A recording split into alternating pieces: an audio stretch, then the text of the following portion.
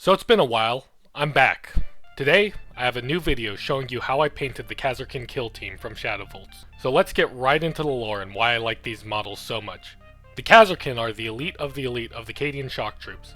Named after the Khazar fortress cities of Old Cadia, these elite stormtroopers are highly respected by their peers, unlike the glory boys like the Tempestus Scions. They get tagged for special training while serving in the White Shield youth armies, and once they serve in a regular regiment and become a veteran, they are moved into the special Kasrkin training. These soldiers are armed with hell guns and many special weapons like plasma guns, melta-guns, flamers, and grenade launchers. This new kit also includes new weapons like a sniper rifle, hotshot volley gun, and a melta-mine. These new kill team models are based off of the older metal models that are unfortunately pretty expensive to buy online secondhand. The new kill team models are honestly some of my new favorites.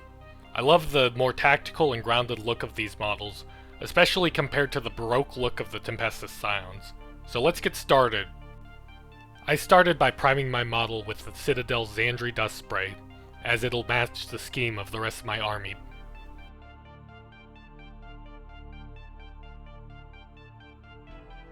To follow along with my scheme, you'll need Xandri Dust from Citadel,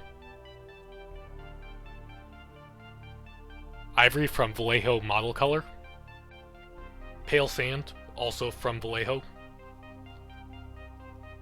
Skaven Blight Dinge from Citadel, Dawnstone from Citadel, Flat Earth from Vallejo, Matte Black from the Army Painter, Jokuro Orange from Citadel, Fire Dragon Bright, also from Citadel, Deathworld Forest, Iron Warriors, Chrome from Vallejo Model Air, Nuln Oil, Seraphim Sepia, and finally, we're going to use Ball Red contrast paint. So you're going to take your pale sand and you're going to get a little bit onto your palette.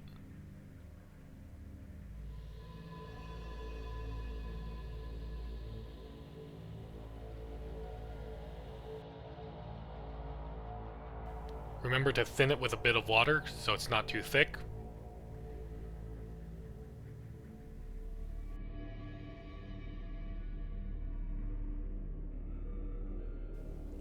And carefully block in the fatigues.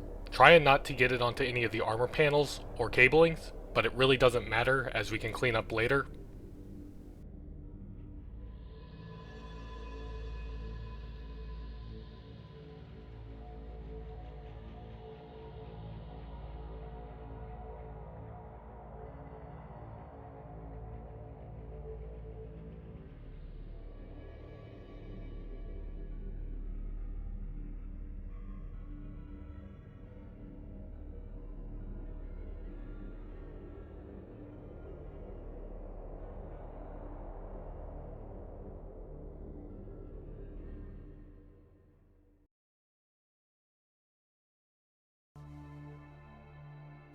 Once you're done with the first coat, go back in and do a second coat to reinforce the colors.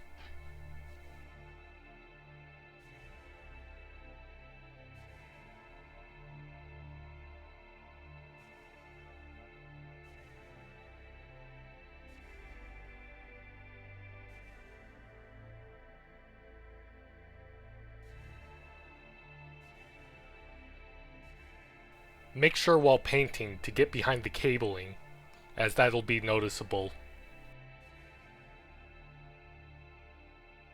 Next step is to take your Skaven Blight Dinge, and with this you're going to do the under armor.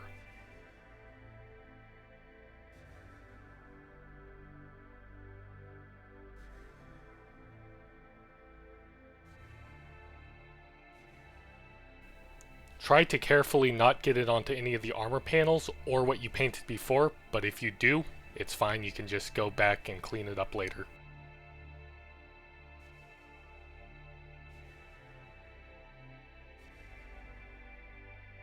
This step is one of the most tedious and difficult, but going slowly will help you not make mistakes and have to go back and fix them.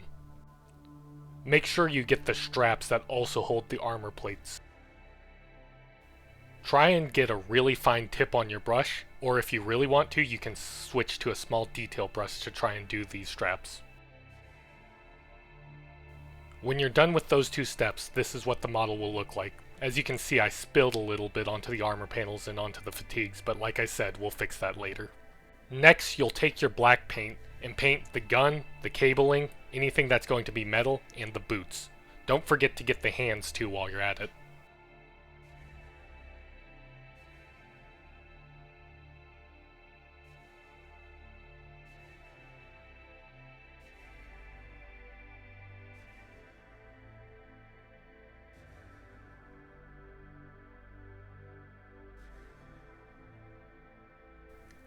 Again, take care to not get the black paint onto anything that's supposed to be a different color.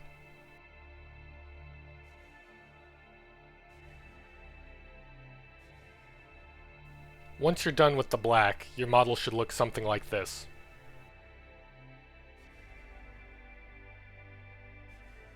The next step is to take Deathworld Forest and paint any of the webbing or the pouches. This paint will probably take 2 coats. Once you're done with those steps, you can take the paint that is still wet on your palette and clean up any mistakes that you've made.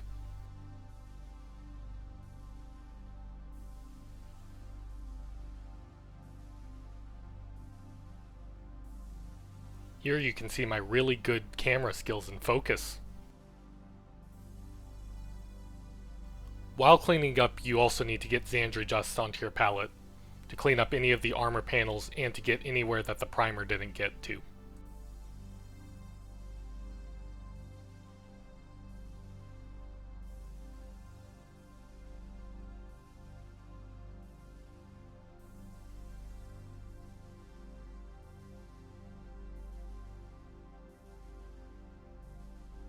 While cleaning up, you want to be careful to not make more mistakes for yourself. Once you're done cleaning up, this is what the model will look like. The next step is to do your metallics. I chose Iron Warriors because I want a darker base, but you can choose whichever one you want. Get those areas that you painted black beforehand, like your grenades, the power pack, barrels of your guns, anything like that.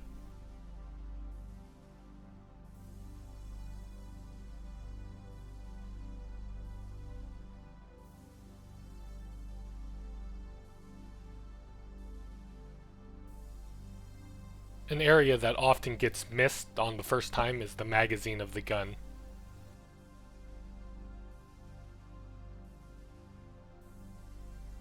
While you're at it, you can also pick out any details like the magazine release, the top rail, or any skulls that you want to be metallics, like the one on the helmet or the one on the gun.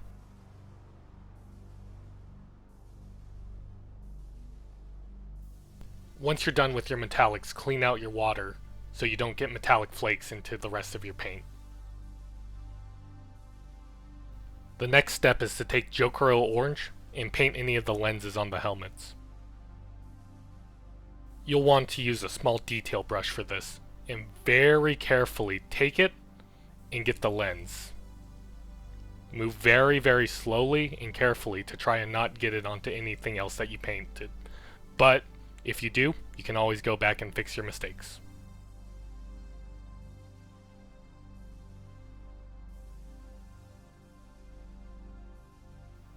With all the base coats placed, you can go in and wash your models.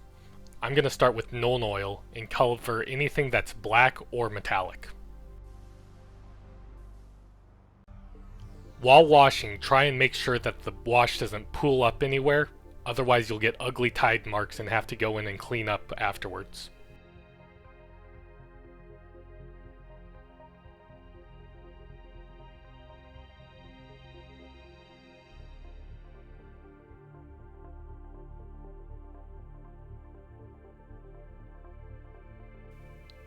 This step is incredibly easy and quick. It only takes a couple of minutes to finish it.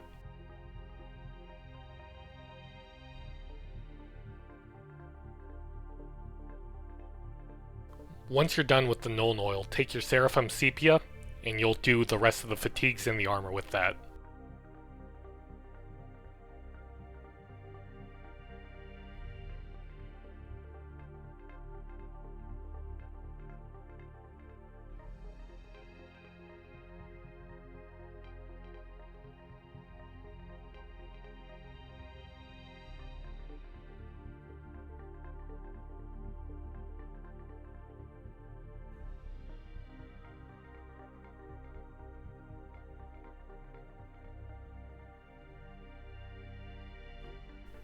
Once you're done with the Mexico filter, your model will look like this. And after about 15 minutes your wash will be dry, and you'll have a model that looks like this. Then you'll take your chrome paint, and you'll cover up any aquili or anything else like that. I like the model air range for painting these metallics because it doesn't need to be thinned and it gives a really nice smooth finish.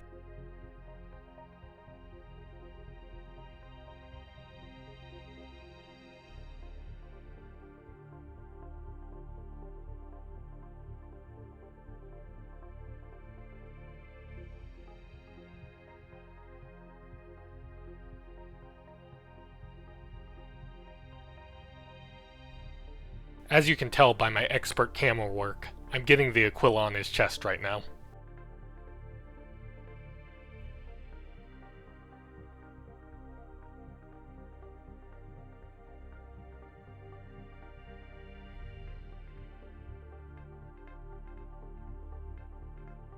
While you have the chrome paint out, you can also catch the edge of anything that is metallic so it shines a little bit more and is a bit more noticeable. This is an optional step though. If you don't want to do it, it's perfectly fine.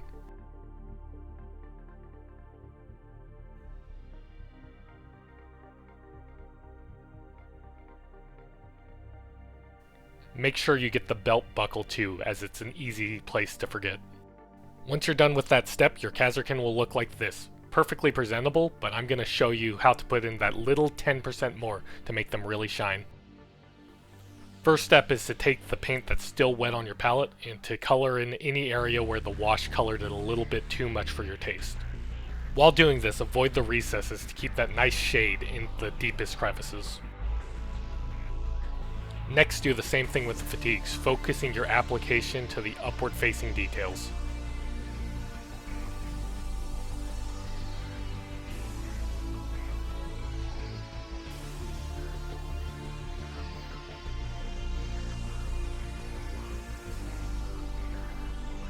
Next, take your orange, and we're going to apply this onto the visor. You only get to see me do one eye because the other one was completely unwatchable because of my great camera work. Next, you'll take your Dawnstone, and with that, edge highlight anything that's black. You're especially going to want to focus on the hands, as since they're the same color as the gun, it'll help them really pop out and be noticeable. I really only apply this edge highlight to the top edge of anything where the light would catch.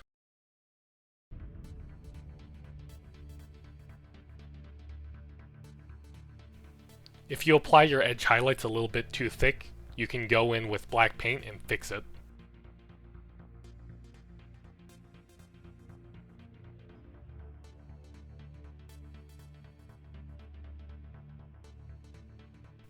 Next step will require your ivory paint. What you're going to do with this paint is you're going to color in any lens that's going to be lit up red, and do the first step of the iconic Kasrkin camo.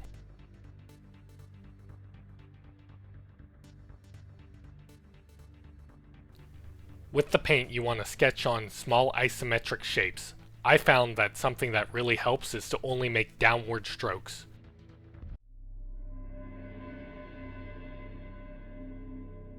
Try and put at least one of these shapes on each armor panel.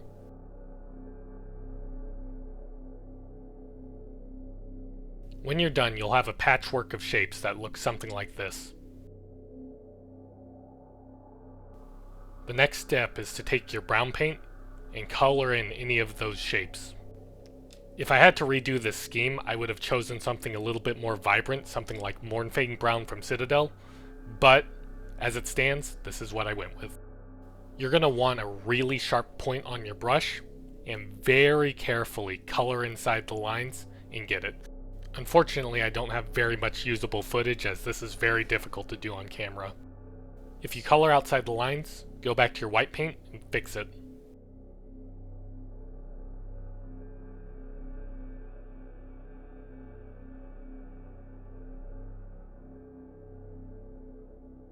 Last step is to go to your ball red and color in that lens. As you can tell from my expert camera work, I do it flawlessly.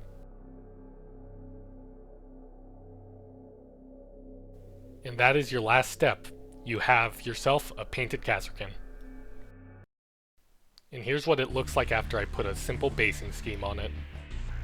These Kasrkin models are honestly some of my favorite models, and I am really happy with how it turned out.